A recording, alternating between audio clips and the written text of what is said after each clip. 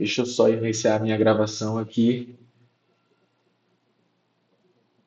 E esse é o nosso tema dessa noite. Como uma dívida renegociada de 2,2 milhões virou, no parecer técnico, um saldo credor superior a R$ 500 mil. Então, novamente, seja muito bem-vindo. Hoje eu vou abrir com você aqui a história de um caso real que chegou até mim depois de anos de contratos e renegociações. No último aditivo, a operação estava registrando mais ou menos R$ 2.200.000.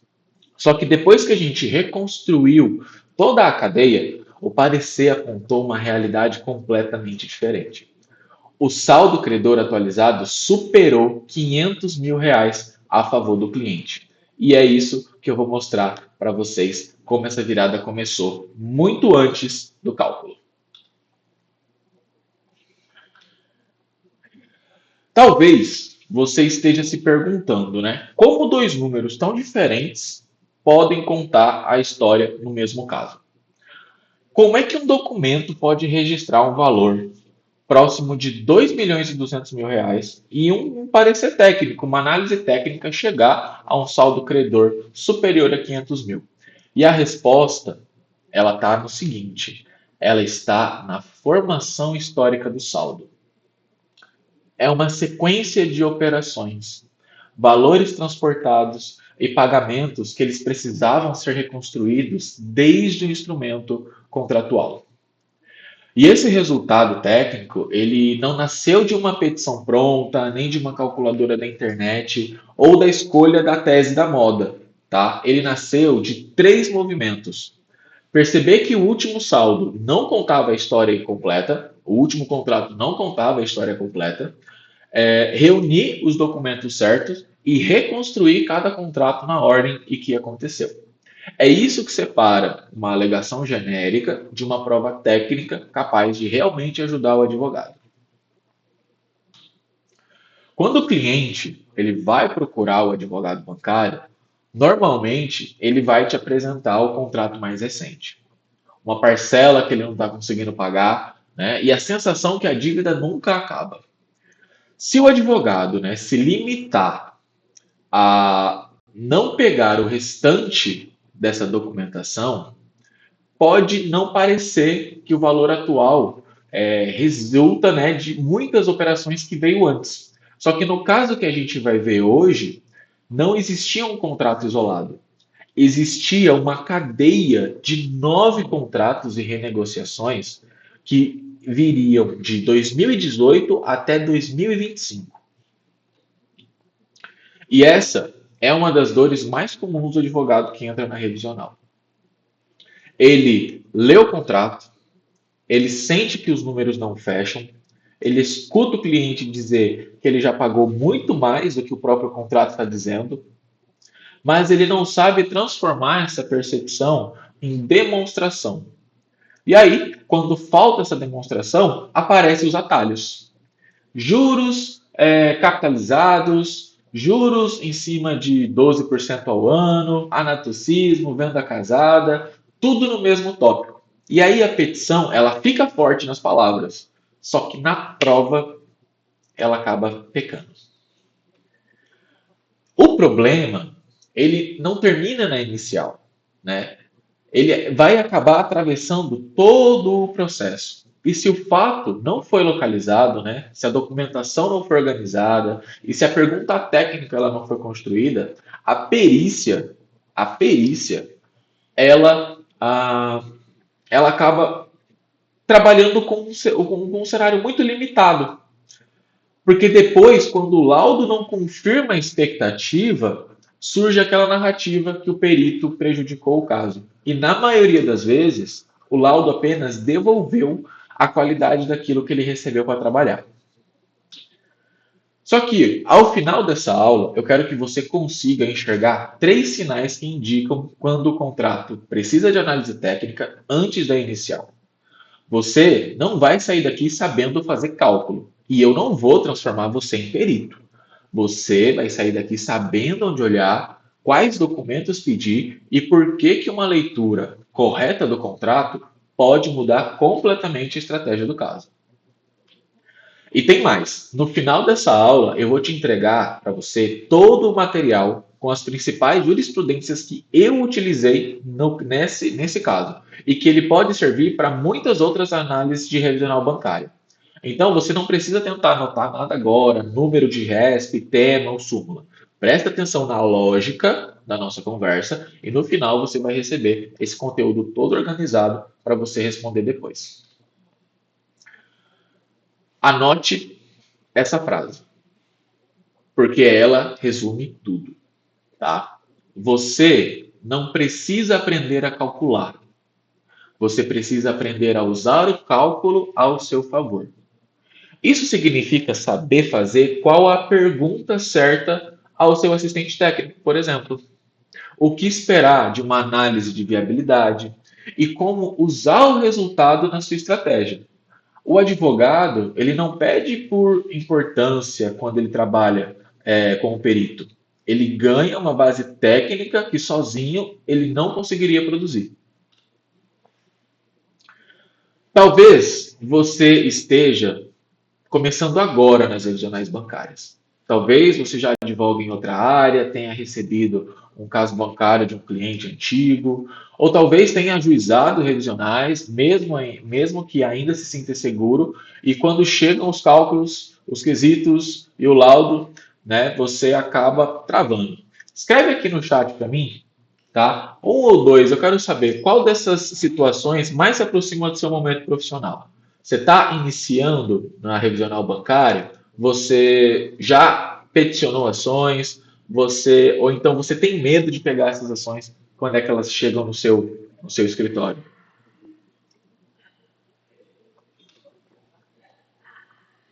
Só que assim, o medo, o medo não é apenas você perder a ação, é aceitar o caso, cobrar os honorários, criar a expectativa no cliente e depois descobrir que a tese não sustenta tecnicamente. É chegar na fase pericial sem saber formular a pergunta correta para o perito, interpretar uma resposta, né? E essa insegurança não significa que você seja um advogado ruim. Significa que a tua formação, a tua faculdade, ela normalmente não te ensina as nuances de cada especialidade, né? Não te ensina a você trabalhar com a dimensão dos contratos bancários e com a prova técnica, tá? Então, o que eu posso dizer para você? Quando falta domínio técnico, exige uma tendência de compensar com linguagem. E a petição fala, né, em onerosidade, anatocismo, abusividade, venda casada e vulnerabilidade. Mas não aponta com precisão qual é o número, qual que é a cláusula, né? Qual o efeito que a gente precisa examinar. E isso cria uma sensação de completude. Ou seja, a minha petição está completa. Só que ela não oferece ao perito uma operação clara. O problema não é usar os conceitos jurídicos, é usar o conceito no lugar do fato. E isso eu creio que os advogados sabem muito bem. Mas, novamente, para quem ainda não me conhece, meu nome é Guilherme Luqueta, eu sou contador, perito contábil, responsável técnico pela Luqueta Perícias, e a minha rotina envolve contratos, extratos bancários, demonstrativos, recálculos, pareceres, quesitos e laudos. Eu não estou aqui ensinando o revisional a partir de uma peça comprada. Eu estou aqui mostrando o que eu vejo quando eu recebo os documentos e que eu preciso transformar isso numa história financeira em prova técnica rastreável. É literalmente transformar a vida financeira do nosso cliente em uma prova técnica que você, advogado, consiga utilizar isso para defender na hora da revisional. Só que antes da gente continuar, eu acho que vocês já perceberam que eu estou usando alguns termos aqui que pode parecer meio confuso. Eu estou usando muito perito, assistente técnico, e isso para quem é da área, que no meu caso, que sou contador, perito contábil, é mais fácil de entender. Só que às vezes muitos advogados eles entendem como uma coisa só. Então deixa eu explicar um pouquinho. Assistente técnico extrajudicial é o perito que você, advogado, contrata para iniciar um processo. Essa é a grande parte da minha atuação, por exemplo. Eu sou o perito assistente técnico extrajudicial. Um assistente técnico judicial. Você, enquanto já tendo um processo rolando, precisa de uma perícia, vai contratar também um assistente técnico, só que ele vai exercer a função dele dentro de um processo judicial. E por último, nós temos o perito do juízo. Esse é nomeado pelo juiz e ele é completamente imparcial. Então, eu quero que hoje, para a gente poder conversar e para a gente poder falar todos a mesma língua, que vocês tenham muito bem esses três nomes gravados na mente de vocês. Assistente técnico é fase extrajudicial, antes do judicial. Assistente técnico judicial é dentro do processo, só que você, enquanto advogado, e o seu cliente, que é uma parte, contrata esse profissional. Tanto nessas duas atuações, ele está atuando a favor do seu cliente e a favor da sua tese. Enquanto que o perito do juízo, que é nomeado pelo juiz, ele é imparcial. Ele não toma partido nem pró banco e nem pró autor, pró consumidor. Ele trabalha com o que está no processo e ele não pode, inclusive, falar de coisas, né, que no processo nós não tínhamos. Deixa eu dar uma olhada no chat aqui, o que vocês estão falando aqui para mim? Ó, Dr. Rafael Salles, já tem ações regionais peticionadas, mas nunca consegui demonstrar a abusividade dos juros. Doutor, realmente, a abusividade dos juros ela é um tema muito complicado. Inclusive, é um tema que está sendo revisto pelo STJ, né, na questão de uma vez e meia, duas vezes, a três vezes a média de mercado. O STJ está revendo essa, não, essa jurisprudência, por assim dizer, né, que já está pacificada há bastante tempo, e então a gente vai ter que aguardar aí quanto a isso. E aí vai depender muito do quê? Como o doutor é de São Paulo, se eu não me engano, inclusive eu tive uma reunião com o advogado de São Paulo hoje, ele estava falando para mim que os tribunais de São Paulo só estão aceitando juros abusivos duas vezes acima da média. Então, você já vai filtrando os casos que você chega aí, porque se não tiver duas vezes acima da média, não adianta entrar com essa tese. Ah, Guilherme, mas então significa que não tem viabilidade. Não, peraí, não é isso. Significa que essa tese, ela não se encaixa. Não significa que outras teses não possam se encaixar. Beleza? Doutor João Pedro, trabalho em um escritório bancário, já peticionei diversas revisionais. Minha maior dificuldade é justamente em dar credibilidade na perícia extrajudicial para dar início ao processo. Doutor, depois fala para mim qual que é a sua cidade e qual que é o seu estado, porque daí realmente cada TJ eles têm um entendimento diferente. Mas o que eu posso te dizer é que se você entra com uma revisional, com o laudo de um perito, o seu trabalho tem muito mais credibilidade.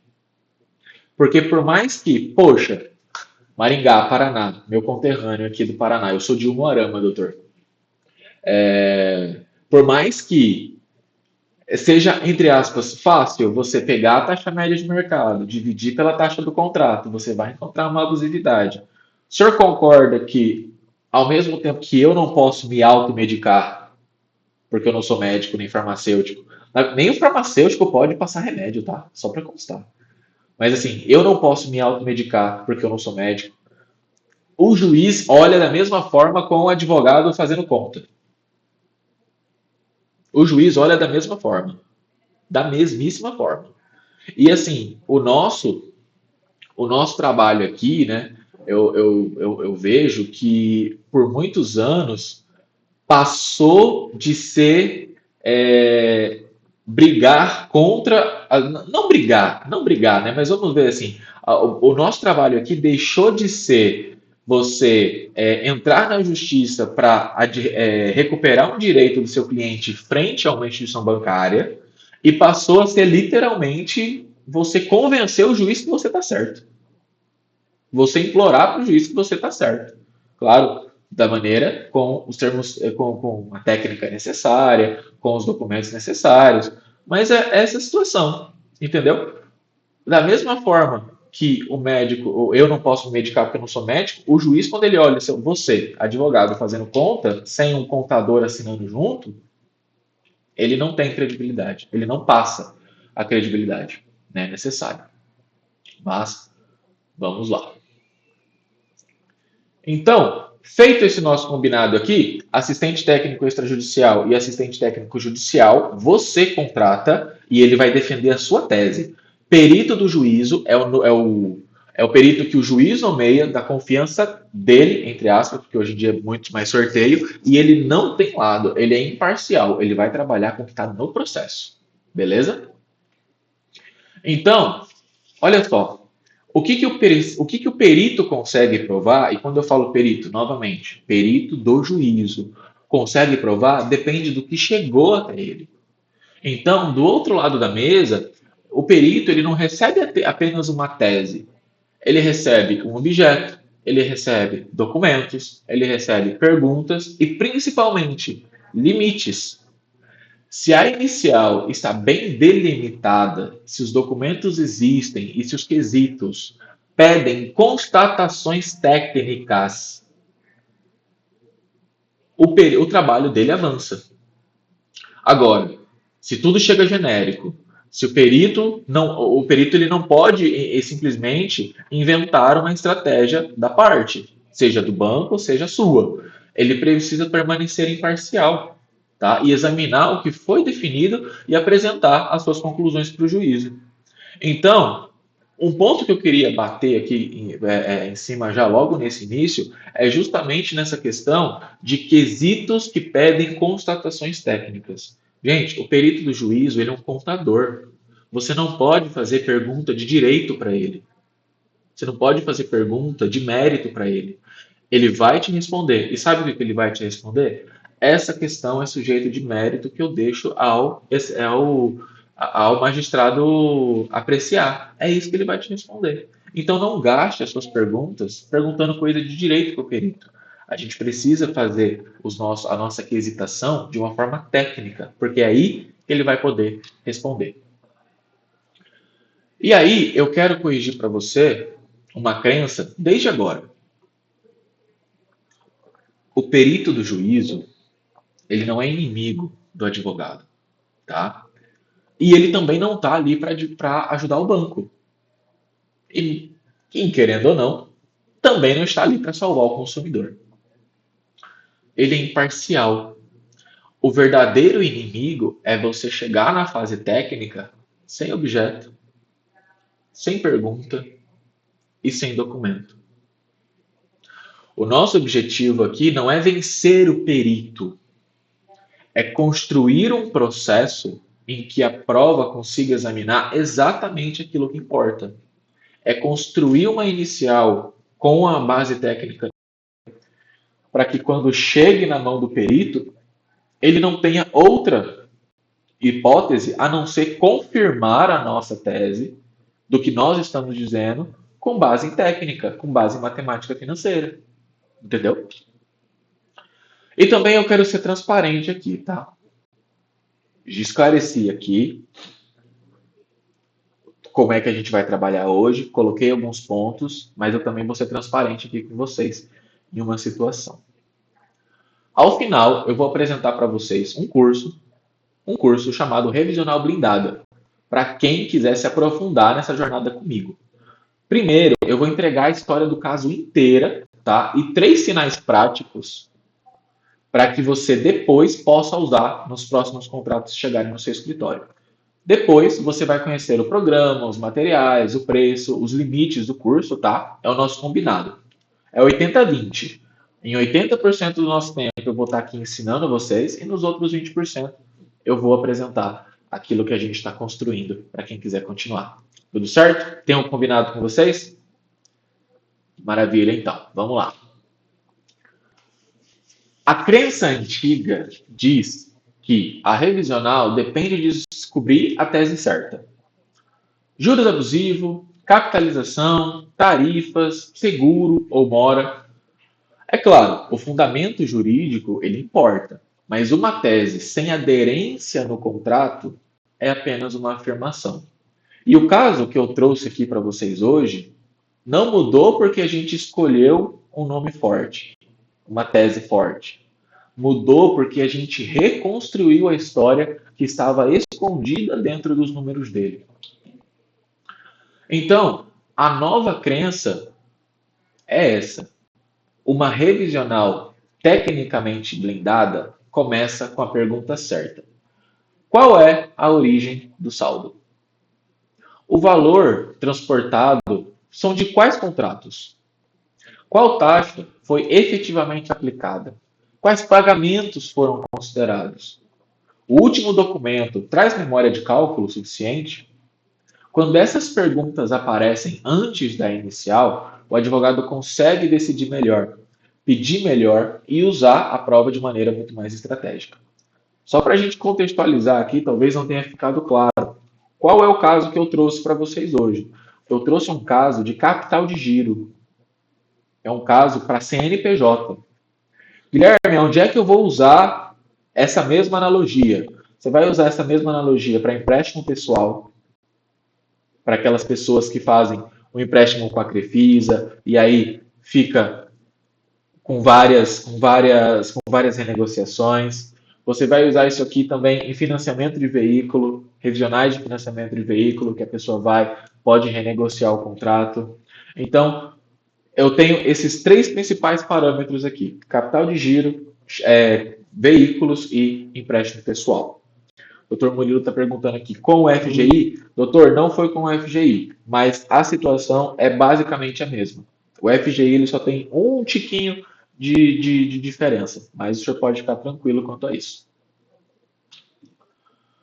Então, nos próximos minutos, tá, a gente vai aprender três sinais. Primeiro, o último saldo não conta a história completa. Segundo, o contrato indica uma periodicidade, mas não deixa a taxa correspondente clara.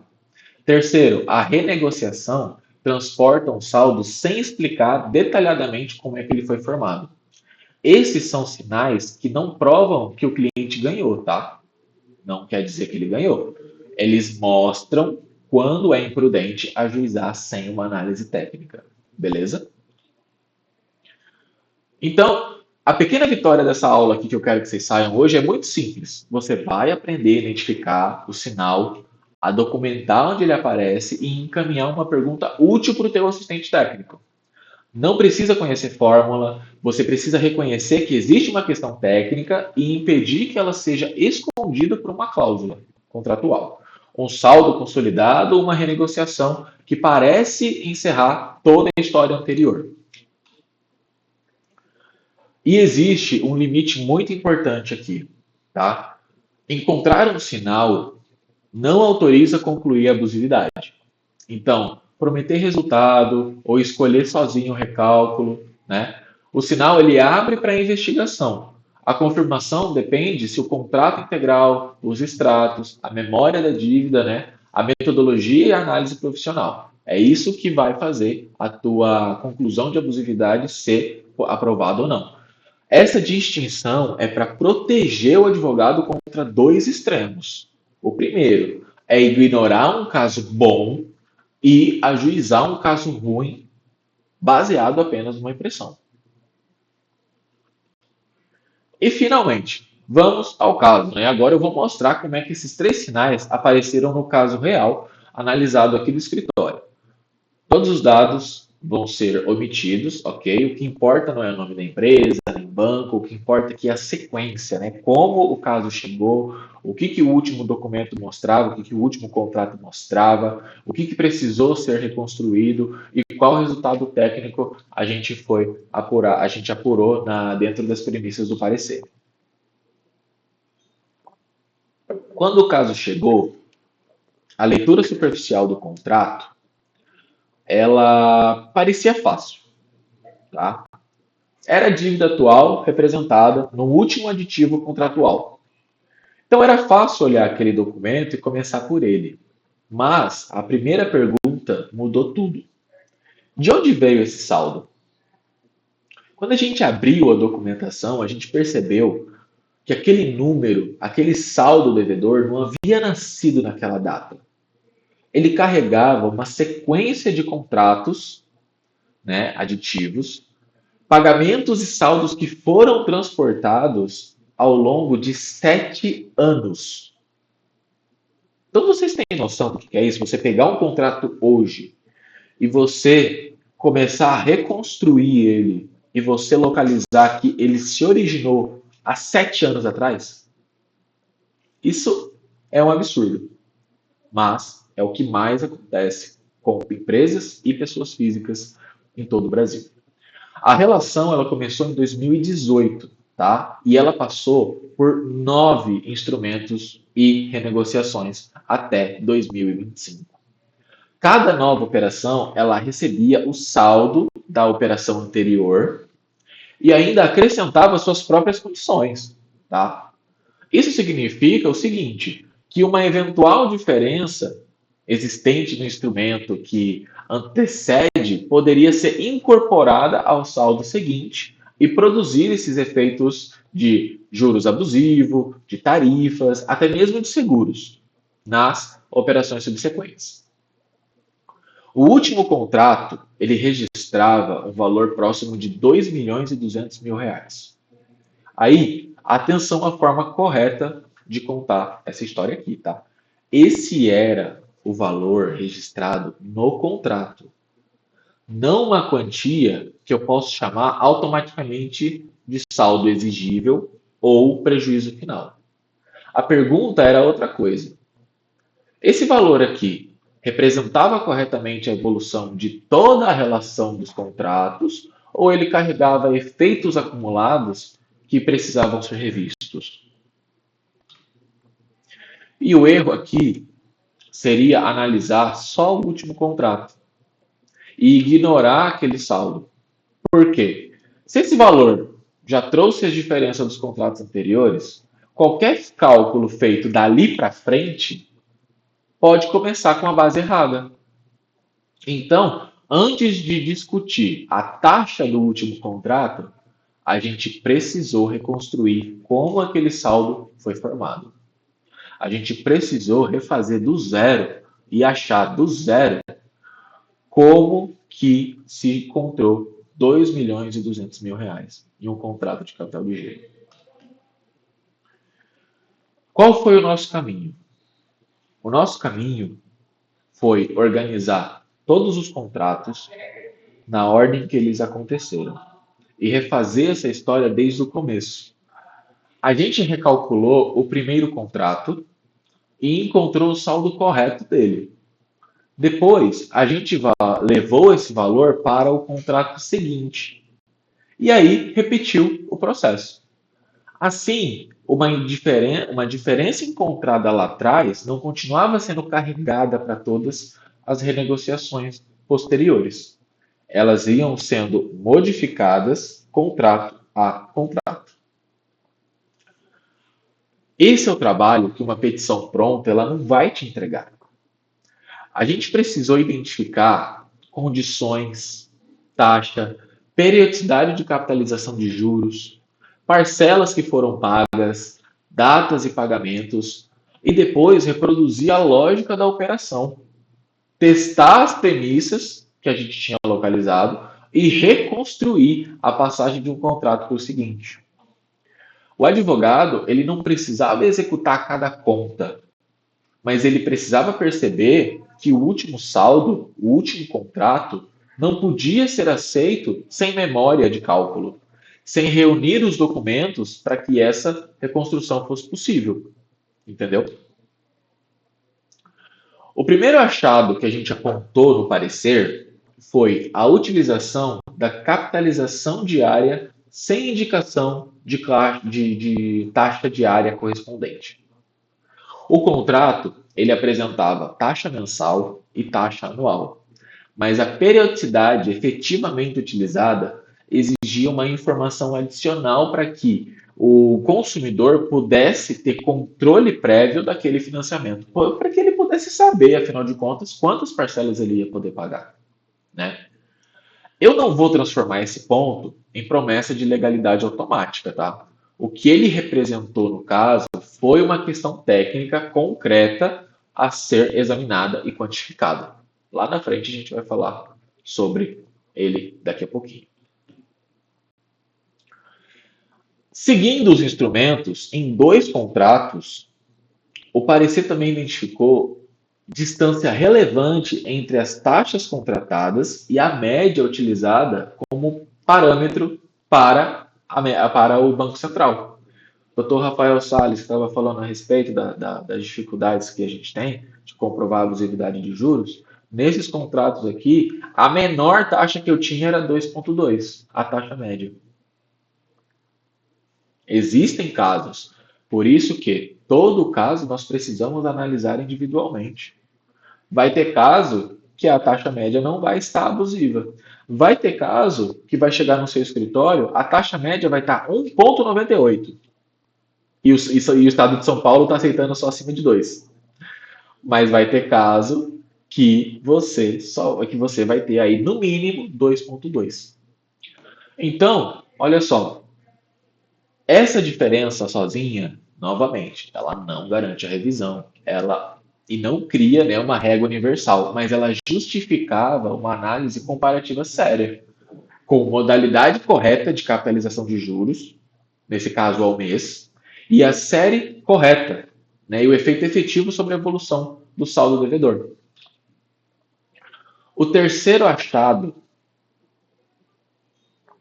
que a gente teve nesses contratos, e eu considero esse achado aqui um dos mais importantes. Por quê? Porque ele dificilmente é lembrado, é que o seguinte, o terceiro achado foi a falta de clareza na passagem do saldo de um contrato para o seguinte. O novo contrato apresentava um valor, só que os documentos não mostravam de forma detalhada como aquele saldo tinha sido formado. E isso importa porque esse valor vira um ponto de partida novo da próxima operação. E se ele estivesse errado, a diferença continuaria sendo carregada para os contratos seguintes. Fala no chat para mim, quem já pegou contratos aí que a pessoa fez várias renegociações, uma atrás da outra, uma atrás da outra. E aí, eu quero te fazer uma pergunta. Você conseguiu identificar matematicamente, mesmo sem fazer conta, como o saldo do contrato, como o valor do contrato 2, que é referente ao contrato 1, foi formado? Você pode ficar muito tranquilo, eu tenho certeza que não. Porque o banco não vai informar isso para você. O banco não vai informar isso para você. E aí, sabe aonde é que está isso, gente? Assim, essas três modalidades de contrato que eu estou falando aqui com vocês, que é veículo, capital de giro, empréstimo pessoal, sem considerar a FGI, Dr. Murilo, tá? Mas até mesmo o FGI, está na Lei 10.931 de 2004. E o artigo 28 da Lei 10.931 de 2004 fala da questão de transparência, inclusive em renegociações. Quando você renegocia uma dívida, o contrato que renegociou aquela dívida precisa ter uma tabela, uma planilha mostrando como aquele novo saldo devedor foi formado. E em 99,8% dos casos, não acontece esse tipo de coisa. Então, já estou entregando aqui a primeira vantagem para vocês. Lei 10.931 de 2004 é a lei que rege a cédula de crédito bancária a partir do artigo 26, beleza? Porque quem for lá vai ver imposto de renda e contribuição social, se eu não me engano. 10.931 de 2004, a partir do artigo 26. E o artigo 28, se eu não me engano, fala da questão da transparência contratual. Beleza? E aí é aquela situação. O problema, ele não fica preso naquele contrato antigo. Né? Quando uma diferença entra no saldo devedor, ela passa para a próxima renegociação e enquanto houverem renegociações, ela vai passando para frente infinitamente. É por isso que olhar só para o contrato mais recente vai te enganar. A gente só vê o valor final, mas não enxerga tudo que foi sendo carregado até ele. Então, a metodologia aqui, ela seguiu três movimentos. Primeiro, a gente recalculou cada instrumento. Segundo, seguindo, né, as premissas adotadas. Segundo, a gente ajustou o saldo considerando os pagamentos e as diferenças apuradas. E terceiro, a gente transportou esse saldo técnico para o contrato seguinte. Em vez de aceitar automaticamente o valor que o banco disse naquele contrato de renegociação, a gente apurou e transportou o saldo correto. E aí essa sequência permitiu a gente enxergar o efeito acumulado dessa cadeia, e não apenas uma fotografia do último contrato.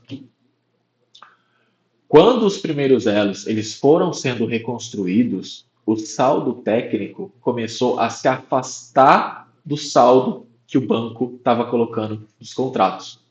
E em um dos pontos da cadeia, o recálculo chegou a aproximadamente R$ 887 mil. Depois do contrato seguinte, cerca de R$ 780 mil. E aí, o importante não é decorar esses números, tá? É perceber que cada correção mudava a base da operação posterior, entendeu? É isso que eu estou falando para vocês. Esses valores a gente foi transportando para os próximos contratos, de acordo com as nossas premissas que a gente adotou, e aí o valor do saldo devedor do cliente foi, ó. Mais adiante, né? O saldo que a gente depurou, que a gente abriu, que a gente reconstruiu, ele chegou a cair aproximadamente mais de R$ 300 mil, enquanto os novos instrumentos continuavam registrando valores elevados. Então, assim, se eu não me engano, se não me falha a memória, o contrato original ele começou com R$ 1.300.000 e chegou no último contrato com 2.200.000. E aí é o que eu estou falando para vocês. Enquanto o banco renegociava e aumentava a dívida, a perícia ia reconstruindo e a dívida ia diminuindo. Então, entendam o que é que está acontecendo aqui. Isso acontece porque o recálculo em cadeia ele não vai corrigir somente a última parcela, entendeu? Ele vai impedir que essas diferenças dos contratos anteriores continuem sendo incorporadas pelos próximos contratos, né? Como se eles fossem o principal legítimo dos contratos seguintes. Lembra que eu falei para vocês que eram 9 contratos? Eram 9. Olha isso daqui. No sétimo contrato, o nosso parecer encontrou o ponto de virada. Segundo a premissa que a gente adotou, os pagamentos que foram efetuados pelo cliente durante esses 7 contratos foram suficientes para quitar a dívida. Isso em setembro de 2024. A partir dali, os pagamentos deixaram de reduzir uma obrigação e passaram a compor um valor pago a maior pelo cliente. E essa é a conclusão técnica que a gente sugeriu no parecer, que sujeita ao contraditório à decisão do caso concreto. Né? Claro, esse caso ele ainda não teve a finalização dele. Mas, a partir do sétimo contrato, o cliente começou a ser credor do banco. Tá bom? E a relação. Deixa eu. Acho que eu. Não sei se eu. Pronto, acabei pulando dois. Então, naquele ponto, o parecer ele apurou um crédito de aproximadamente R$ 137 mil. Então, olha como a história simplesmente se inverteu. O documento mais recente, ele sugeria a continuidade da dívida, mas a reconstrução técnica ela indicava que a obrigação já estava quitada e que havia pagamento excedente. Eu não estou dizendo aqui que o banco devolveu esse valor, mas eu estou dizendo aqui que esse foi o resultado calculado por nós no parecer. Aí, assim, no sétimo contrato ainda teve outros dois instrumentos, porque a relação ela não parou naquele momento. Houve ainda pagamentos posteriores, dois novos instrumentos e dois novos instrumentos. Pela lógica do parecer, se a obrigação já estava quitada no sétimo contrato, esses pagamentos eles precisavam ser tratados separadamente. Eles não poderiam simplesmente desaparecer dentro do saldo de uma nova renegociação. Então, a gente identificou eles, organizou, né, e a gente apurou o valor total pago a maior.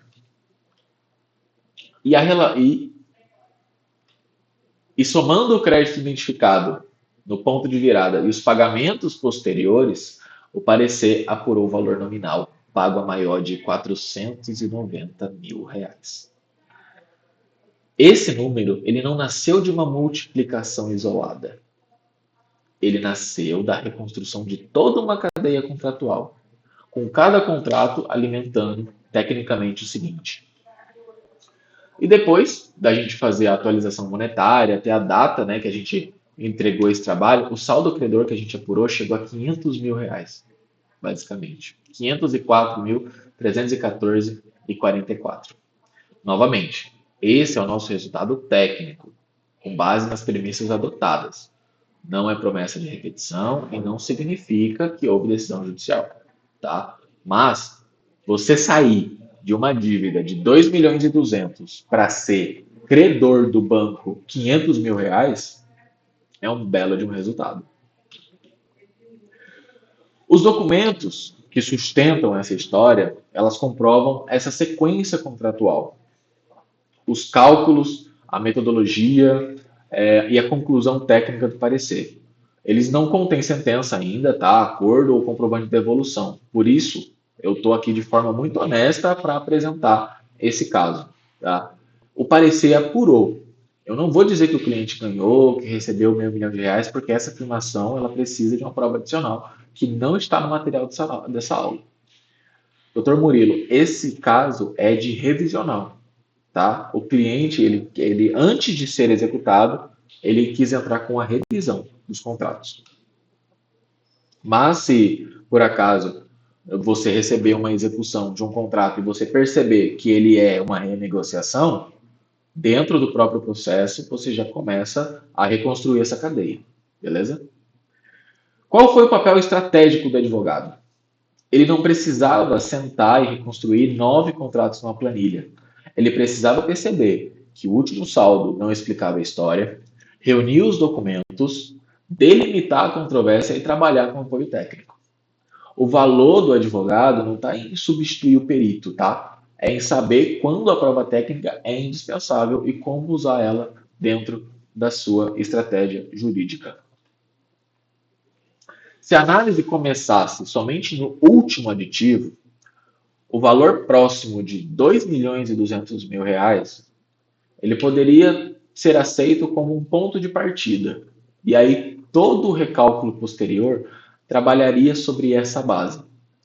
Só que o caso mostra que porque uma renegociação não apaga automaticamente toda a história anterior. Antes de discutir a taxa do último contrato, é preciso perguntar se aquele contrato, se o principal dele é realmente o que está correto.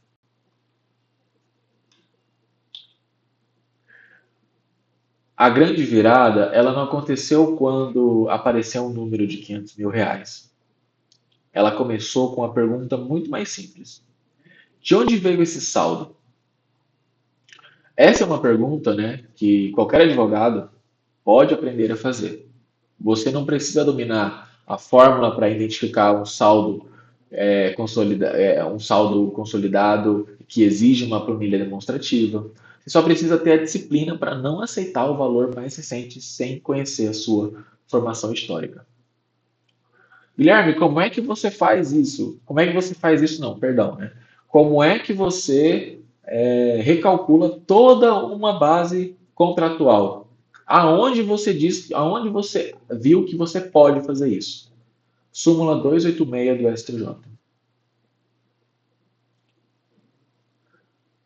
Doutor Alisson, se o valor da causa da regional é a diferença entre o valor cobrado e o que você acredita ser correto, isso significa que as custas foram sobre mais de 2,5 milhões, certo? Doutor, eu vou ficar te devendo a respeito de custas processuais. Não vou mentir para você, não é a minha especialidade. Mas, se a gente for levar em consideração se o que o senhor está me falando aqui é o raciocínio correto, eu vou dizer que sim. Mas aí é aquela situação, doutor. Um trabalho como esse, as custas processuais, eu não sei, o estado do cliente é o estado de São Paulo também. Doutor Rafael pode dizer para nós como é que está a questão das custas processuais no estado de São Paulo. Mas é exatamente isso. Aí também entra o quê? Entra a questão de estratégia processual, correto? Ah, o cliente está com essa dívida aqui, Guilherme. Beleza, doutor. Olha, se a gente for reconstruir aqui, o trabalho está feito. E aí, agora, qual que é o próximo passo? Bom, você tem duas opções. Ou você deixa o banco entrar com a revisional, com a execução, perdão, ou você entra com a revisional. Eu não me lembro, eu acho que era um CNPJ, eu não me lembro se ele conseguiu a gratuidade de justiça. Não me lembro. Por quê? Porque era uma empresa de educação, né? Era educacional o ramo dele, e esses contratos, né, começaram ali em 2018 e vieram até 2025, só que aquela situação, ele ficou muito prejudicado na época da pandemia. Então, querendo ou não, isso pesou a favor dele, né? Então, eu acho que ele tentou entrar com pedido de gratuidade de justiça, mas acho que não conseguiu, não. Súmula 286 do STJ. Quem já conhecia essa matéria?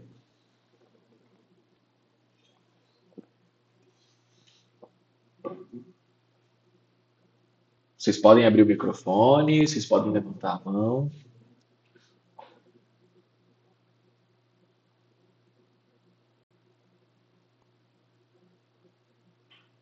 O doutor João Pedro já conhecia a súmula. Pois é, pois é. Ela é o que norteou toda essa análise, doutor. Toda essa análise. Fazer a nossa primeira pausa para dúvidas. Dúvidas, dúvidas, dúvidas, dúvidas. Vocês podem mandar no chat ou vocês podem levantar as suas mãozinhas aqui no Zoom. Eu libero o microfone para vocês e a gente vai conversando.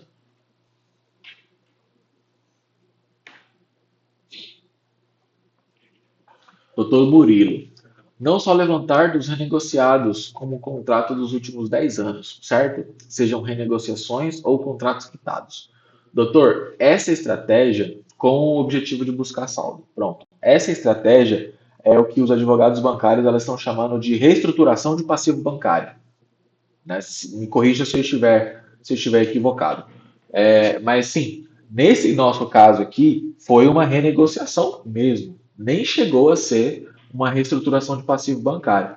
Mas existe essa possibilidade de você pegar cheque especial, capital de giro, cartão de crédito, pegar toda a vida financeira que aquela pessoa teve na instituição e simplesmente revisionar tudo buscando um saldo credor. Já vi o pessoal trabalhando com esse tipo de tese. Já acompanhei, já fiz uns dois trabalhos nessa analogia. A questão é que, querendo ou não, é um trabalho muito grande. É um trabalho muito grande a ser feito. Inclusive, a inicial desse tipo de trabalho, geralmente ela envolve uma fase de exibição de documentos, porque o banco ele não libera tudo. Você tem que entrar judicialmente solicitando a documentação, solicitando, por exemplo, os registros que ele teve no Bacen, né, com os registros do Bacen. Então, ainda tem toda essa situação. Eu já ouvi falar desse tipo de ação. Dúvidas? Dúvidas? Revisão pelo descumprimento de taxa. Dá para comprovar tecnicamente? Doutor Rafael, sim. Sim, você pode. Por quê? A matemática do contrato ela é uma só. Né? A matemática do contrato ela é uma só. Só que o que acontece muitas vezes, e eu inclusive vou pedir encarecidamente, gente, não usem a calculadora do cidadão do Banco Central. Não usem a calculadora do Banco Central. Não usem, não usem. Guilherme, mas é o Banco Central que está lá, que fez a calculadora e está lá para o público. Sim, gente, sim. Beleza. Mas vocês sabem quando que os bancos começaram a fazer capitalização diária? Em 2017. Eu não quero entrar em termos muito técnicos, mas é aquela situação. Os bancos, os bancos, a gente tem o ano comercial e a gente tem o ano civil. 360 dias para o comercial, 365 ou 66 para o ano civil. O que os bancos viram? Estamos perdendo 5 a 6 dias de juros a depender do ano. Não quero mais perder isso. Contrataram não sei quantos professores de matemática financeira e criaram a tabela price não periódica, onde você tem uma prestação constante, onde você tem a taxa de juros bonitinha no contrato, onde você tem o valor financeiro, tudo bonitinho. Mas a capitalização, a periodicidade dela é diária, a forma de se calcular é diferente. A calculadora do Banco Central, ou qualquer outra calculadora grátis que você encontre na internet, você vai cair nessa mesma premissa. Dificilmente o cara foi lá e programou o sisteminha dele para saber quando é capitalização diária e capitalização mensal. Desculpa, eu sou contador e aí deixa eu dar um pequeno panorama para vocês. Contador que faz escrituração contábil, vocês são advogados, vocês têm as empresas de vocês, vocês têm os contadores de vocês, beleza? Vocês olhem no computador deles, todos eles têm um sisteminha. Entendeu? Tem um sistema lá, tem o software contábil deles, beleza? Perito contador, sabe qual que é o software contábil deles? Nosso, no caso, que eu vou me colocar nesse papel, é o Excel, gente. É o Excel. O nosso sistema é o Excel. Por quê? Porque ele é um quadro em branco. E aí, lá é onde a gente coloca nosso conhecimento técnico para descobrir o que foi que aconteceu. Então, doutor Rafael, certíssimo. Poxa, dá para falar sobre descumprimento de taxa? Dá. Só que até a gente bater um descumprimento de taxa, a gente viu primeiro, é mensal ou é diário? E aí sim a gente vai ver se teve esse descumprimento de taxa. Mas geralmente, quando a gente localiza diária, a gente localiza o descumprimento de taxa também. Porque a taxa ou é levemente maior ou é levemente menor. Isso sempre acontece. Isso sempre acontece.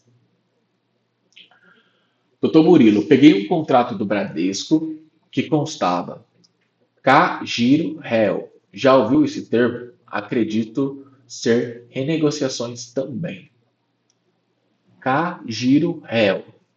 Esse réu, que não é inferno, tá, gente? É R de rato, E de escola e O de ovo, tá? Pode ser reorganização, doutor. E reorganização para os bancos é sinônimo de renegociação. Então, pode ser, com certeza, esse capital de giro aí, ele pode ser fruto de uma renegociação. E aí ele está sendo reorganizado em um contrato único para o cliente poder pagar. Entra tudo isso que a gente está falando aqui hoje. Tudo, tudo, tudo, tudo, tudo, tudo. Doutor João Pedro, quando a calculadora do Banco Central apresentar os juros acima do contratado, considerando as parcelas, o saldo financiado e os meses, não pode indicar uma capitalização implícita ou é algo relativo? Tá. Doutor, vamos lá. Capitalização de juros nunca é implícita. A questão é qual é a periodicidade que está explícita no contrato. Beleza? Por quê? Nós temos pelo menos três tipos de capitalização: anual, mensal e diária. Nesse seu caso aí, quando a calculadora do Banco Central apresenta um juros acima do contratado, a chance de ser uma capitalização diária é praticamente 100%. Praticamente 100%. Só que Se você acabar escrevendo isso na tua petição, mesmo que você utilize lá a plataforma do Banco Central, ok. Se você fala que o banco está aplicando uma taxa de juros acima do contrato e entra com a ação, beleza. Como é que o banco vai te responder? Ele vai falar: não, eu não estou aplicando uma taxa de juros acima do contrato, eu estou usando capitalização diária. E quando ele fazer a planilha, vai bater certinho a taxa de juros. Ah, Guilherme, mas aí é aquela situação. Se a capitalização diária não está expressamente pactuada no contrato, logo o banco não pode fazer a capitalização diária. Correto. Mas aí eu lhe pergunto: o senhor colocou isso na sua petição? O senhor trouxe elementos probatórios que comprove que o banco estava fazendo a capitalização diária? Porque, novamente, o perito, ele é imparcial,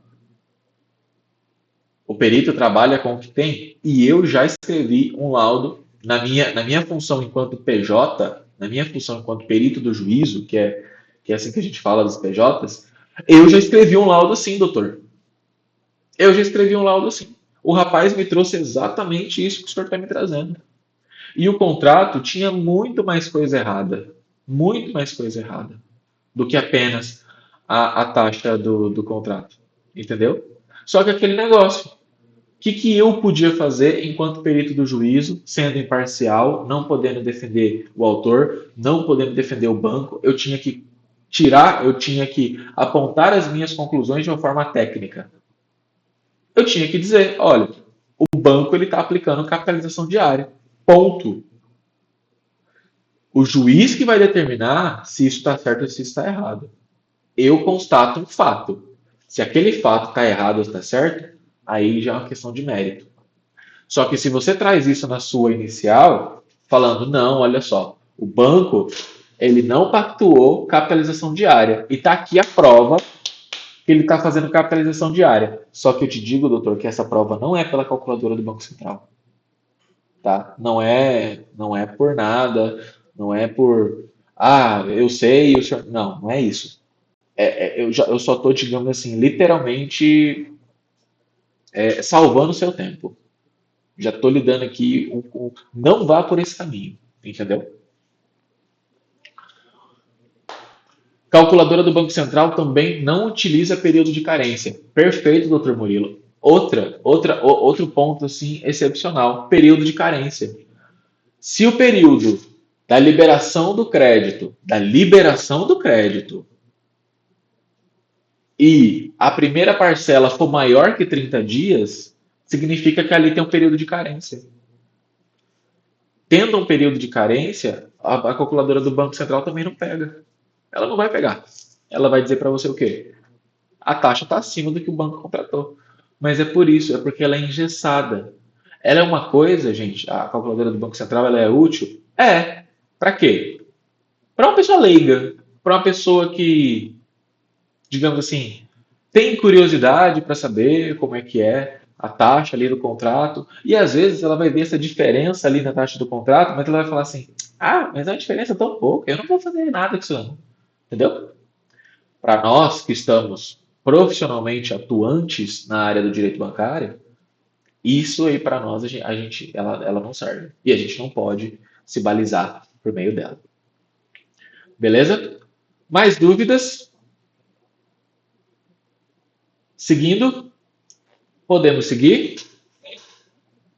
Então, tá. Vamos continuar. Então, uma coisa que você nunca pode aceitar. O último contrato não conta a história toda. Esse é o principal ensinamento desse caso que eu trouxe aqui para vocês. Ele não conta a história toda. E quanto mais renegociações existirem, mais importante é voltar e entender de onde veio aquele saldo. O contrato atual, ele continua sendo importante. mas ele não pode ser analisado como se toda a relação tivesse começado nele. O que eu quero dizer com isso? Não é simplesmente olhar o último contrato e ver se a taxa média está abusiva, se está abusiva com a taxa média de mercado, se tem capitalização diária, se tem tarifa, se tem aquilo. Não é só isso. Tem muita coisa que você pode olhar dentro de um contrato bancário. Muita coisa. Tá certo? E agora a gente vai transformar essa história que você conhece, né? E extrair dela esses três sinais que vão poder ser usados no seu próximo atendimento. Não para concluir, né, que o cliente tem razão, mas para decidir se o caso precisa de uma análise técnica mais aprofundada antes da inicial. O caso que a gente trouxe aqui, ele mostrou o destino. E agora eu vou mostrar para você como é que você vai reconhecer nos primeiros documentos, né, que existe um caminho que merece ser investigado. O primeiro sinal aparece quando o contrato atual menciona renegociação, confissão de dívida, novação, refinanciamento, aditivo, quitação de operação anterior. Esse réu que o doutor, cadê o nome dele aqui? Que o doutor Murilo trouxe para nós, com certeza é uma reorganização, então a gente pode incluir nesse caso aqui. Isso significa que esse principal, que esse valor financiado desse contrato, ele pode não ter nascido naquele contrato. E ele representa um valor que ele está sendo transportado de tempos em tempos. Então, sempre que você encontrar essa situação, para de ler e pergunta: quantos instrumentos existiram antes desse aqui? Quais foram substituídos e como o novo valor foi formado? Isso aqui é você tete a tete com o cliente, entendeu? Isso aqui é você tete a tete com o cliente. Ele trouxe o contrato para você, eu acredito, você está ali atendendo ele. Você leu renegociação, confissão, novação, quitação da operação anterior. Você para e pergunta: meu amigo, quantos contratos você fez até chegar nesse aqui? E provavelmente no contrato vai estar dizendo quais são os contratos anteriores. E aí já facilita para você saber quais documentos você precisa buscar. Então a pergunta que você leva é literalmente isso: de onde veio o principal desse contrato? Quando eu digo principal, é o valor financiado, tá? A gente trata muito dessa forma. Da onde veio o valor financiado desse contrato? Se a resposta for de uma dívida anterior, peça o instrumento anterior e continua voltando até chegar na origem. O objetivo aqui não é presumir o erro em toda a renegociação, só que você precisa impedir que o número transportado se transforme em verdade processual sem que ninguém tenha examinado a sua composição.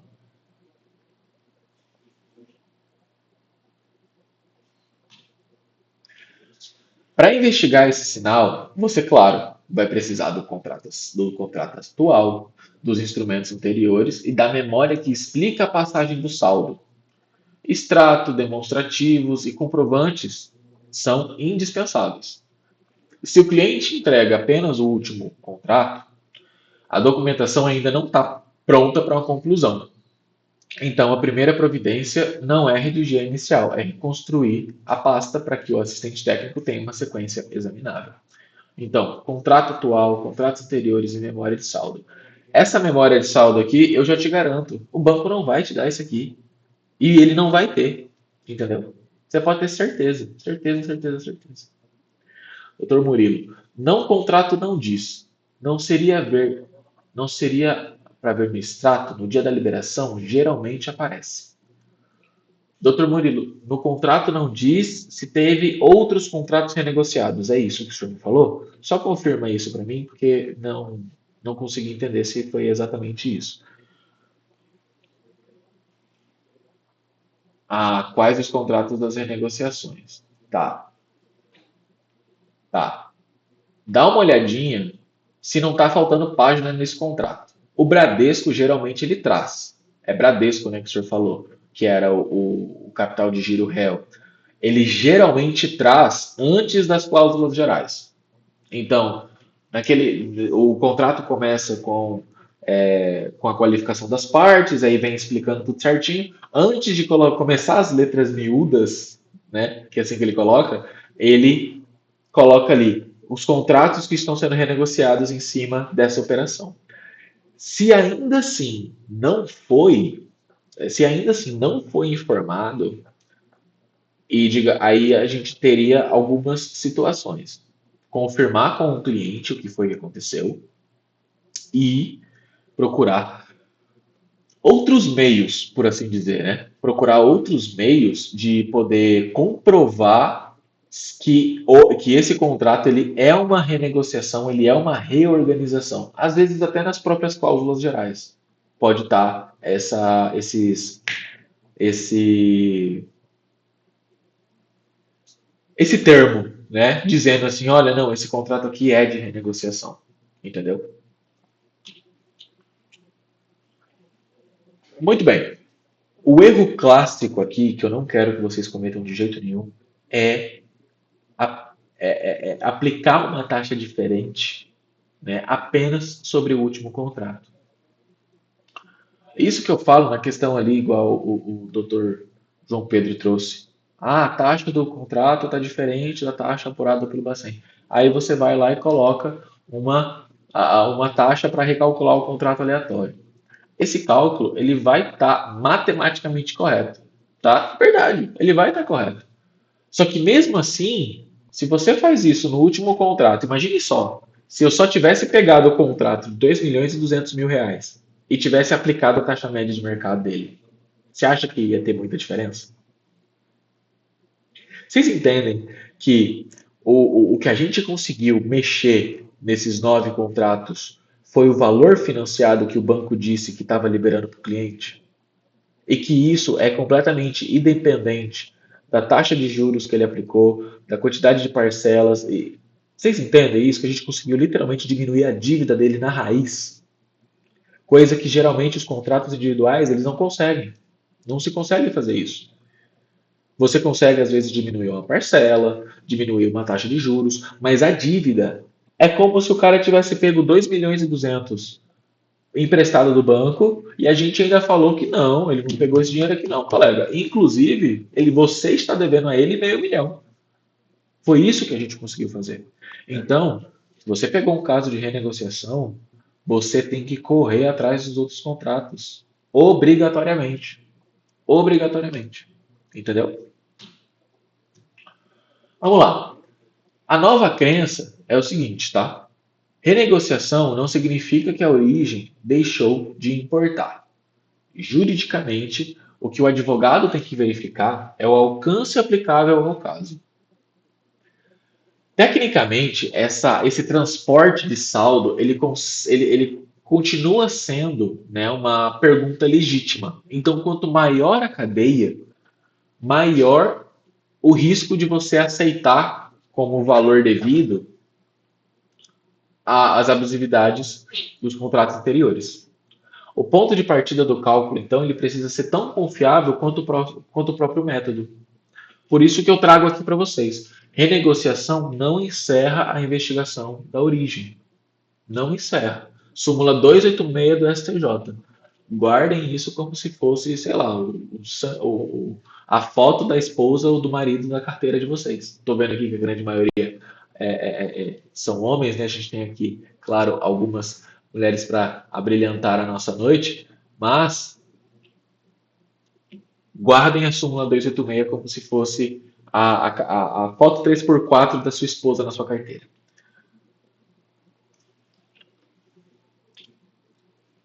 Se existirem vários contratos, analise a sequência completa. Peça os contratos anteriores, os aditivos, os extratos de pagamento, nem que seja o extrato bancário do cliente. Mas, se algum documento estiver faltando, deixa isso muito registrado, tá certo?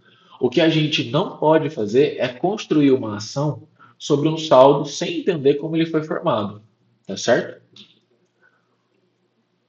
Segundo sinal, Ele está na cláusula financeira, lá na cláusula de encargos financeiros. A periodicidade, ela aparece, mas a taxa correspondente não. O contrato falava em capitalização diária. Doutor João Pedro, olha só. Escute isso daqui, tá? Lá nas letrinhas miúdas do contrato. Ele falava exatamente isso aqui, ó. Capitalização diária. Mas quando você ia no quadro resumo do contrato, você só encontrava taxa mensal e taxa anual. Isso não autoriza você dizer que o caso está ganho, mas autoriza você fazer uma pergunta muito objetiva. Qual foi a taxa diária utilizada e onde ela foi informada? Se a operação é diária, o cliente precisa conseguir compreender previamente e conseguir reproduzir aquele financiamento para controle próprio. Isso é uma coisa muito importante que as pessoas acabam deixando passar. Então, você tem três lugares para você poder procurar: o quadro resumo, a cláusula de juros e a memória de cálculo. Compare o que cada uma informa. O quadro pode trazer as taxas mensal e anual. A cláusula vai prever capitalização diária. E o demonstrativo pode até revelar a metodologia efetivamente usada.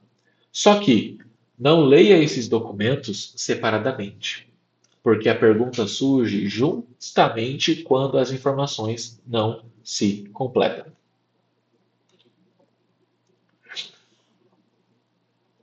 O RESP 1.826.463 de Santa Catarina. Esse aqui é outro que tem que andar na sua carteira de advogado bancário.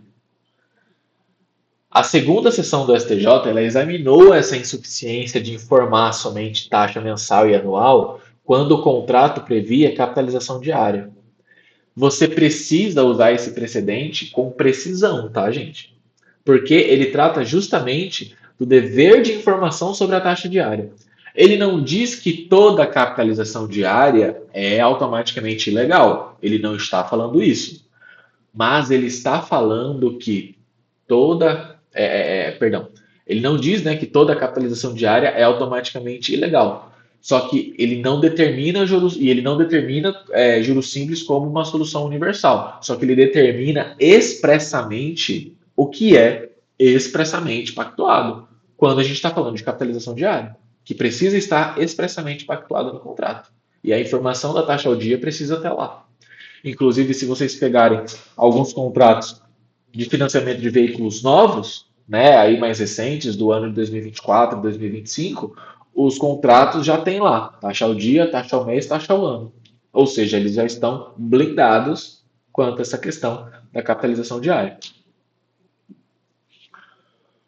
Agora, qual a taxa diária foi, perdão, o erro, né, é você saltar da ausência da taxa para a promessa que o cliente vai eliminar a dívida ou vai receber dinheiro. Tá? Não façam isso, pelo amor de Deus, não façam isso. Ainda vai ser necessário confirmar o contrato, confirmar a metodologia, calcular o efeito, construir a tese jurídica e submeter tudo ao contraditório. O sinal tem valor porque abre uma investigação técnica delimitada, só que ele perde quando é vendido como resultado automático. Eu já peguei contratos onde não tinha taxa diária, na cláusula de encargos financeiros falava capitalizado diariamente, mas quando eu fui fazer a prova dos 9, a capitalização era mensal. E aí, vou fazer o quê? Nada. Nessa questão de capitalização diária, não adianta eu fazer nada. Porque matematicamente você vai ser contestado e você vai ser derrubado. Então, novamente, nós temos a questão da checagem jurídica, da leitura do contrato, da leitura correta do contrato, só que ela precisa estar casada com a matemática. Se ela não estiver casada com a matemática. Uma pergunta útil ao teu assistente técnico aqui é o seguinte: o contrato informa a capitalização diária. Qual é a taxa ao dia que foi efetivamente utilizada? Onde é que ela aparece? E qual foi o efeito financeiro dessa metodologia sobre a evolução da dívida? Perceba essa diferença. Você não pede ao perito, ao seu perito, no caso, né? Ou então, no caso, ao perito do juízo, perdão, que ele declare ilegalidade. Você pede que ele identifique a taxa ao dia, que ele identifique o documento onde essa taxa ao dia consta, que ele identifique o método e o impacto financeiro a respeito dessa metodologia. E a consequência jurídica, ela permanece com o advogado e com o juízo.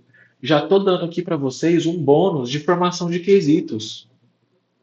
Você, enquanto advogado, conhecedor do resto 1.826.000 de Santa Catarina, vai chegar na sua fase pericial, na hora que você estiver elaborando os seus quesitos, que eu sugiro você também contratar um perito para elaborar os quesitos, e você vai estar lá falando, não, porque o resto 1.823.463 de Santa Catarina diz que a a capitalização diária, se não for pactuada, tal, tal, tal, tal, tal. Ou seja, você faz uma pergunta enorme para o perito, cheia de questões de mérito, e aí sabe o que ele vai te responder? Não posso ultrapassar a minha atuação enquanto contador. Eu não sou advogado. Agora, se você perguntar para ele, senhor perito, no contrato está dizendo que a taxa, que a capitalização é ao dia. Por favor, confirme para mim, matematicamente, se foi feita capitalização diária pela tabela Price não periódica. Ponto 2. Confirma para mim qual que foi a taxa ao dia aplicada. Ponto 3. Confirma para mim em que ponto do contrato, do instrumento contratual, consta a taxa ao dia que o senhor localizou no contrato. Pronto. O perito acabou de favorecer a sua tese. Foi exatamente isso que aconteceu. Doutor Murilo, o que seriam os quesitos? Doutor Murilo, vamos lá. Quando você entra com o processo. Claro, na verdade, assim, eu vou estar falando aqui da minha experiência e do meu ponto de vista como computador. Eu creio que a gente tem colegas aqui que podem até te explicar de uma forma melhor e até, quem sabe, mais assertiva do que eu. Mas, assim, quando você entra com um processo de revisional bancária e o juiz determina a perícia, por muitas vezes os advogados eles têm a oportunidade de formular quesitos, questionamentos para o perito do juízo responder sobre aquela matéria, sobre aquele contrato, sobre aquela operação. Beleza? O que eu estou falando aqui para você? Que se você for perguntar para o perito questões de direito, ele não vai te responder. Porque ele é contador, ele é economista, ele é administrador. Essas três profissões podem fazer esse tipo de trabalho aqui, viu? Só para esclarecer. Ele não vai te responder, porque são questões de mérito, são questões de direito. Agora, se você pega essa oportunidade e tem a possibilidade de fazer perguntas técnicas para ele, que vão favorecer a sua tese, faça da forma correta. Ele vai ser obrigado a te responder tecnicamente. E se ele não for capaz de responder tecnicamente, Guilherme, você pede a destituição dele. Aí sim, você vai, impugna laudo, manda destituir. Beleza? Vamos lá. Então, a cláusula que abre a pergunta e o cálculo ele mede o efeito. Aquilo que eu quero que você saia daqui hoje. A cláusula abre a pergunta, mas o cálculo mede o efeito. Então, encontrar a palavra diária no seu contrato, ela é apenas o começo. O trabalho técnico mostra que se a taxa foi informada, como a metodologia funcionou e qual que é a diferença que ela produziu naquele contrato, sem essa medição, a tese ela continua incompleta. E o advogado não precisa calcular, ele precisa saber que a medição é indispensável. Leve duas perguntas para o seu próximo contrato. qual é a periodicidade pactuada e se a taxa correspondente foi informada. No seu contrato está dizendo capitalização mensal de juros, beleza. Tem a taxa mensal? Tá ok. No seu contrato está dizendo capitalização diária de juros, tem a taxa ao dia? Vou colocar que sim, tem a taxa ao dia. Tá ok. Você não tem que fazer nada a respeito disso. Agora, se tiver dizendo que a capitalização é diária e não tiver a taxa ao dia, você liga o alerta. Você liga o alerta e manda checar tecnicamente. Se você houver essa divergência, né, encaminha para validação. Esse checklist é muito simples, tá? E é muito mais útil do que você copiar uma tese geral sobre anatocismo sem saber qual foi a metodologia realmente aplicada. Terceiro sinal aparece quando o novo instrumento apresenta um valor consolidado. Porém, a documentação não apresenta. Ela não demonstra detalhadamente como ele foi formado. E isso é especialmente importante numa cédula de crédito bancário ou uma renegociação que incorpora qualquer operação anterior. O saldo ele não pode ser simplesmente tratado como um valor autônomo e incontroverso. Para ser tecnicamente auditável, a composição dele precisa corresponder às parcelas, aos pagamentos, aos encargos e à memória da evolução da dívida do contrato anterior. Aqui entra a questão da Lei 10.931 que eu trouxe para vocês. A questão da transparência contratual. O contrato de renegociação precisa mostrar como é que aquele saldo devedor foi criado. E você tem aqueles 3 tipos de contrato que você consegue demonstrar isso. O saldo ele precisa ser conferido. A memória de cálculo deve mostrar qual principal foi usado, quais encargos entraram, quais pagamentos foram abatidos e como é que o valor passou para o contrato seguinte. Sem isso aqui, o advogado pode acabar discutindo apenas taxa do contrato atual e deixar de questionar se o saldo utilizado como ponto de partida estava correto. Entendeu? Então, para você abrir essa caixa preta, procure o demonstrativo de débito do contrato, tá? Procure ali os extratos, os comprovantes e a memória de evolução da dívida. O contrato, ele mostra a pactuação, né? O demonstrativo mostra como o credor apresenta a dívida e os pagamentos mostram efetivamente o que foi que aconteceu. Quando esses documentos não batem ou não existem, aí você liga o alerta. Surge uma diligência, tá? Não surge automaticamente uma vitória, mas uma diligência para você solicitar essa documentação, você já garantiu. A pergunta técnica é: com os documentos fornecidos, é possível reproduzir o saldo transportado de uma operação para outra? Se a resposta for não, registre exatamente o que falta. Se for sim, peça que a metodologia seja demonstrada.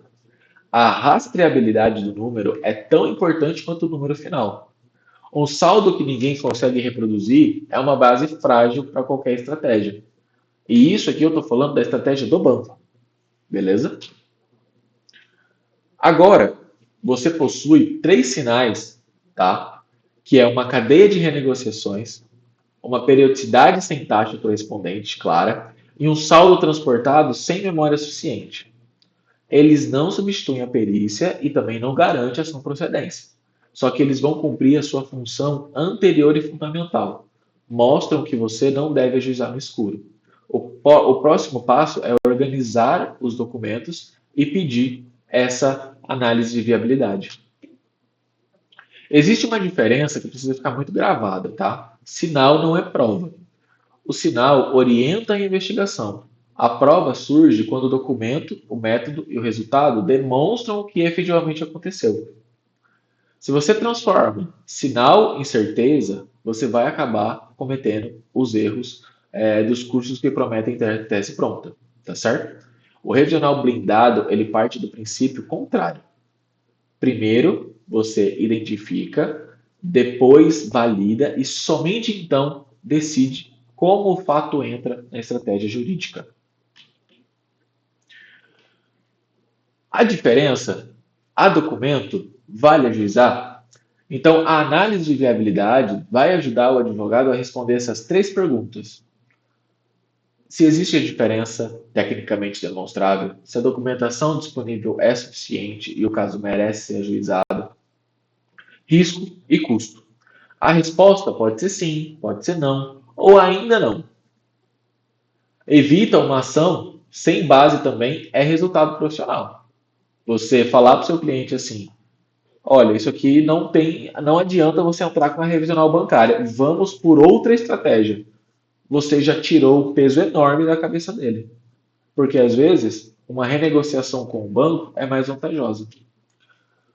Então, você evitar essa ação sem base é um resultado profissional. O cliente precisa dessa orientação honesta, não apenas de entusiasmo.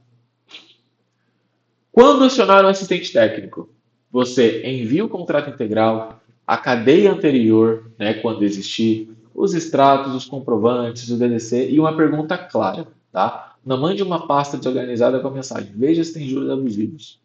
Diga o que você identificou e o que deseja decidir e quais documentos estão faltando, né? Um briefing, ele reduz o trabalho e melhora muito mais a utilidade do parecer. Eu falo isso pelos advogados parceiros que eu tenho aqui no escritório. Eu praticamente dou uma aula dessa, igual estou falando aqui com vocês, em cada laudo que eu entrego. E aí, o que acontece? Eu explico para o advogado certinho o que ele tem que ver, o que ele tem que olhar e os documentos que ele tem que pedir. Ele já chega para mim pronto, pronto, perguntando só: Guilherme, olha só, eu vi isso, isso e isso. Você consegue ver a mesma coisa? Tem alguma coisa a mais? Geralmente está certo e algum detalhezinho que eu pego a mais por estar lidando com um volume maior de contratos todos os dias. Então, o advogado ele precisa construir essa estratégia, essa consequência jurídica. O assistente técnico ele vai examinar os números, os documentos e cenários pela parte. E o perito do juízo ele trabalha com imparcialidade dentro do processo. E quem vai decidir isso aqui, colega, é o juiz. Quando esses papéis são confundidos, surgem os quesitos jurídicos, cálculos amadores, expectativas erradas. Só que quando são integrados, cada profissional fortalece aquilo que sabe fazer. A pressa pode transformar uma boa hipótese numa ação mal construída. Depois do ajuizamento, a parte já assumiu custos, expectativa, contraditório e até mesmo risco de sucumbência. Se a análise técnica revelar que o caso não produz diferença relevante, essa descoberta chegou tarde. A viabilidade antes da inicial funciona como um filtro, tá? Ela não elimina o risco, mas impede que a decisão seja tomada pela iniciativa, pela a narrativa errada do cliente. Então, olha só, hoje você aprendeu a reconhecer os três sinais e viu como é que um caso real mudou de leitura quando a cadeia foi reconstruída. Mas ainda falta saber como ler cada tipo de contrato, relacionar cada achado à tese, né, brifar o perito, construir a inicial, formular quesitos, interpretar o laudo, redigir, né, reagir quando ele é desfavorável, né? E essa jornada completa, ela infelizmente ela não cabe numa única aula gratuita. Então, a diferença entre encontrar um sinal e construir uma revisional blindada está no caminho que vem depois. Você precisa transformar a suspeita em análise e a análise em fato delimitado. O fato em prova e a prova em argumento jurídico. Foi para ensinar essa sequência, sem transformar o advogado em calculista, que eu construí o curso Revisional Blindada. Primeira conclusão. O último saldo não pode esconder a cadeia inteira. No caso real, tá? O aditivo do próximo de 2 milhões e 200 mil reais não poderia ser compreendido sem voltar aos instrumentos anteriores. A pergunta de onde veio esse saldo abriu essa investigação que permitiu a gente reconstruir a relação e chegar a uma conclusão técnica completamente diferente. Segunda conclusão, você já sabe reconhecer três sinais: cadeia de renegociação, periodicidade sem taxa correspondente e saldo transportado sem memória. Quando encontrar um deles, você não promete o resultado. Você suspende a conclusão, reúne os documentos e encaminha uma pergunta técnica. Essa mudança simples já melhora a qualidade da sua seleção dos casos. Terceira conclusão: uma análise técnica pode mudar radicalmente a leitura econômica de um caso. No exemplo que eu passei para vocês, o parecer apontou um saldo credor atualizado de 500 mil reais. Esse resultado pertence a um caso específico, certo? E dependeu das premissas que foram adotadas nele. Ele não é a garantia de repetição. A sua função aqui é provar que o último documento nem sempre conta a história inteira. E o que falta dominar é a jornada completa. Ler o contrato, pedir a viabilidade, usar o resultado na inicial, formular os quesitos, compreender o laudo e reagir tecnicamente. Se uma dessas etapas falha, a seguinte recebe o problema. O curso ele foi organizado exatamente nessa ordem, porque a revisional não deve ser ensinada como um conjunto solto de teses. O Revisional Blindado é um curso online para advogados que querem dominar a fase técnica sem tentar substituir o perito. A proposta é fazer você atravessar essa jornada do contrato, a impugnação, pela visão de quem trabalha com a prova. Não a promessa de faturamento, sentença ou dinheiro recuperado. Existe uma promessa aqui que é você ter competência técnica para decidir, pedir e implementar melhor quais casos você pega no seu escritório. Como é que a gente vai fazer? A turma fundadora terá seis aulas ao vivo, sempre às terças-feiras, às 20 horas, começando em 11 de agosto e terminando em 15 de setembro. As aulas serão gravadas e disponibilizadas na nossa plataforma, com acesso por um ano. Então, se você não participar de uma terça, você vai ter a gravação. E a vantagem dessa turma é justamente essa: poder acompanhar as aulas ao vivo e tirar todas as suas dúvidas. Na primeira aula, a gente vai aprofundar na leitura técnica do contrato, valores, taxas, SET, capitalização, tarifas, seguros, encargos. Na segunda, cada achado será transformado em um briefing ao assistente técnico. Documentos, perguntas, cenário, resultado esperado. Você vai aprender a identificar e a solicitar, não a executar cálculo no lugar do profissional, tá? Mas você vai conseguir, principalmente, localizar a tese que você vai construir na sua inicial. Na terceira aula, a gente vai conectar o contrato, né, o parecer de viabilidade, a causa de pedir documentos, pedidos e prova. Na quarta, a gente entra na nomeação, indicação do assistente técnico, formulação de quesitos tecnicamente respondíveis. Né? O objetivo é impedir que essa fase pericial receba perguntas jurídicas ou um objeto que não corresponde ao fato técnico que a gente identificou antes da ação. Na quinta, a gente abre o laudo para compreender o objeto, método, documentos, apêndices e respostas. E na sexta, a gente vai trabalhar esclarecimentos, impugnação, parceria técnica. Você vai aprender a distinguir um laudo desfavorável de um laudo defeituoso e apontar os problemas técnicos sem transformar o perito em um adversário pessoal. Mas é aquele negócio, você está lá para defender o seu cliente, entendeu? Além das aulas, né, você vai receber um laudo anonimizado e comentado, o checklist de raio-x do contrato e um mapa das teses. Esses materiais eles vão ajudar você a transformar o conteúdo em procedimento. O laudo vai te mostrar a estrutura real dele. O raio-x organiza a primeira leitura e o mapa relaciona o achado ao fundamento jurídico. Aquilo que prova demonstra o que precisa ser solicitado. Você também receberá um roteiro do achado ao pedido técnico, tá? Um guia para você, para construção de quesitos, um checklist de leitura de laudo. Não são documentos para copiar sem pensar, tá? São réguas para garantir, de fato, que o documento e a operação expostas eles estejam conectados. A meta é reduzir a dependência de improviso em cada novo caso, beleza? Então, o pacote ele inclui o seguinte: esqueletos argumentativos por tese, um glossário técnico e um modelo de e-mail para briefar o perito. Esqueleto não é petição pronta, tá? Ele vai organizar o teu fundamento de precedentes, a estrutura do raciocínio para que você adapte juridicamente.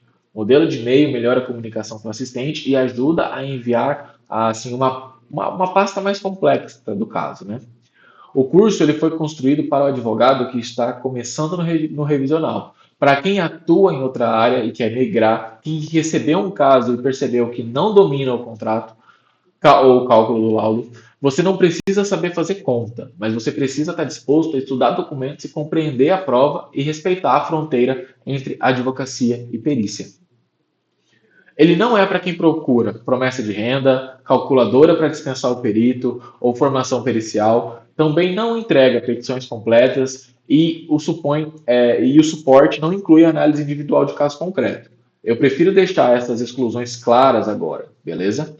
O curso ele te ensina o advogado a comprar e utilizar melhor a perícia, não substituir o profissional técnico.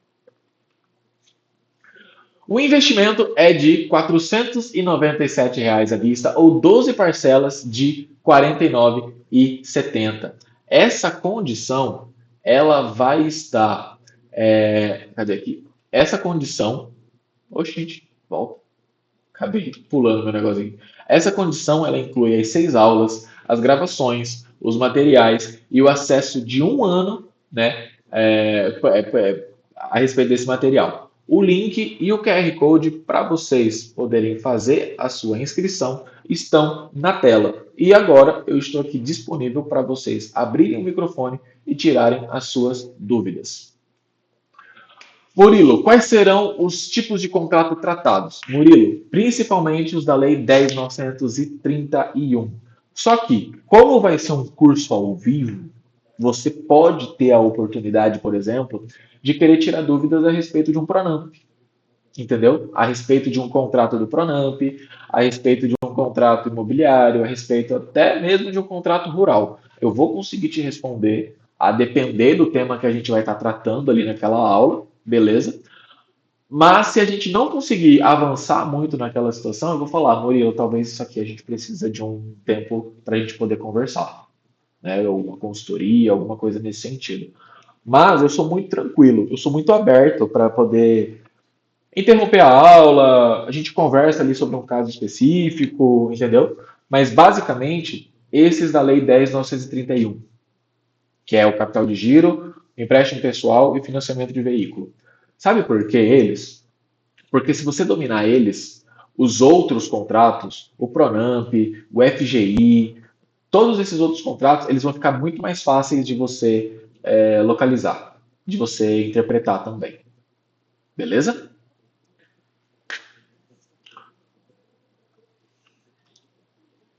E assim, ó, tem mais uma vantagem aqui que eu não falei para vocês, tá?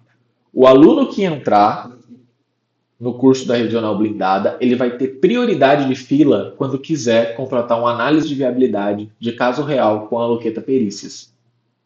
Esse benefício é uma prioridade, tá? Ou seja, a análise ela continua sendo um serviço técnico separado, caso a gente o contrato que você mandar aqui, a sua análise ela vai passar na frente de todas as que a gente tiver aqui na fila, beleza? Caso a gente feche, você ainda tem uma condição especial dentro dos preços aqui da Luqueta Perícias, tá? E esse trabalho, né, de poder fazer os cálculos, de poder fazer um parecer que vai te entregar aquilo que você precisa, além de te ensinar a fazer a análise.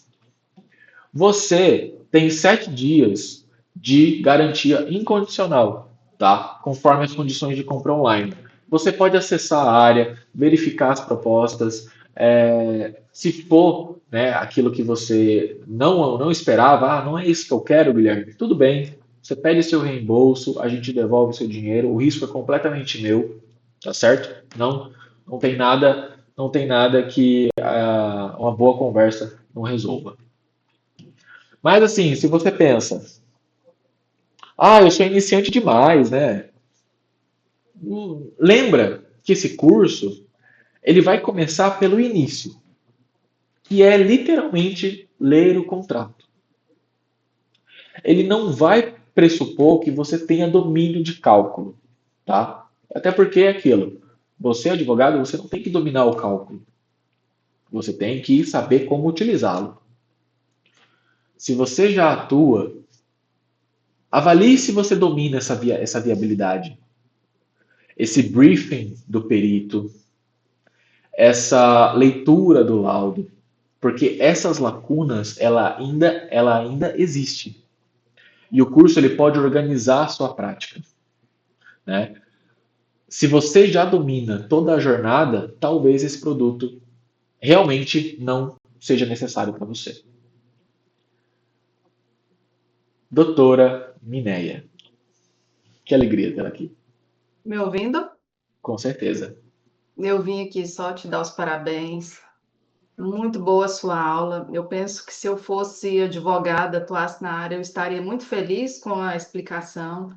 Eu sou muito a favor da parceria advogado e perito.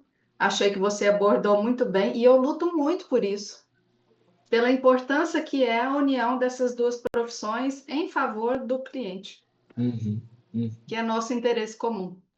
com Então, certeza. vim te dar os parabéns e deixar tranquilo. Quem adquirir seu curso vai estar muito bem amparado, que você é um Obrigado. ótimo professor. Eu já peguei um advogado seu e ele estava assim muito ciente do trabalho. Aí eu fiquei sabendo que ele é seu cliente, falei, ele está muito bem amparado. Fico feliz, doutor. Fico feliz. Para o pessoal, né, que está aqui acompanhando a gente, doutora Mineia, ela é perita contadora também e ela é especialista em crédito rural. Tá ali no interior de Goiânia, né, doutora? Se não me engano, é isso mesmo? Eu moro em Jataí, que fica a 300 quilômetros de Goiânia, Pronto. Ou seja, interior de Goiás, né? Desculpa, interior de de Goiânia Goiás. é complicado, é complicado. Então, assim, considerada a rainha do agro. Se você está aí com um crédito rural, um produtor rural endividado, é a doutora Mineia que você precisa procurar, com certeza. Doutora, Abraço, doutor. Obrigada, viu? outro, eu agradeço demais, tá? As tuas palavras me acalentam muito o coração, fico feliz. Doutor Murilo, como é que diz? Eu expliquei certinho para o senhor, ficou entendido o que a gente pode estar fazendo a respeito dos contratos que vão ser analisados? Eu vou mandar aqui também no chat nossa conversa, eu acabei não mandando, né? Mas o QR Code está aqui na tela.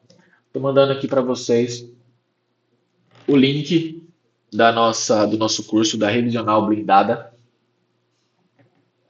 Nossas aulas se iniciam no dia 11 de agosto e aí você tem essa oportunidade de, além de ter o material gravado, você vai ter a oportunidade de tirar as suas dúvidas comigo ao vivo, né? E claro, poder reassistir, você vai ter um ano de acesso nesse material.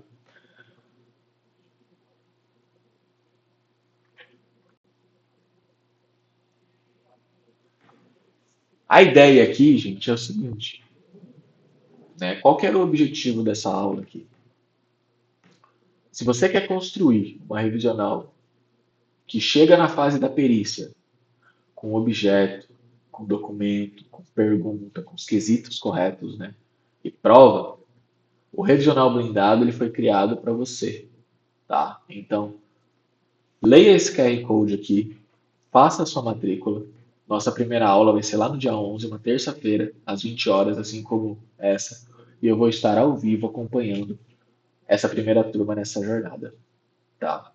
Essa primeira turma, não sei se as outras vão ser gravadas ou se vão ser aulas já prontas, mas essa primeira turma ela vai ter um acompanhamento muito próximo da minha parte, tá certo?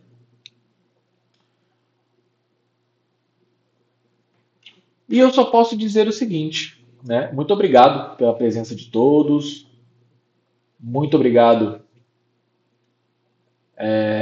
pela confiança de estarem aqui 9 horas da noite, quase 10 horas da noite numa terça-feira. Eu espero que fiquem com Deus, tenham uma ótima semana e a gente vai encerrando por aqui. Vou mandar o material dessa aula lá no grupo para vocês, beleza? Gente, obrigado. Até a próxima. Um beijo grande e até mais. Tchau!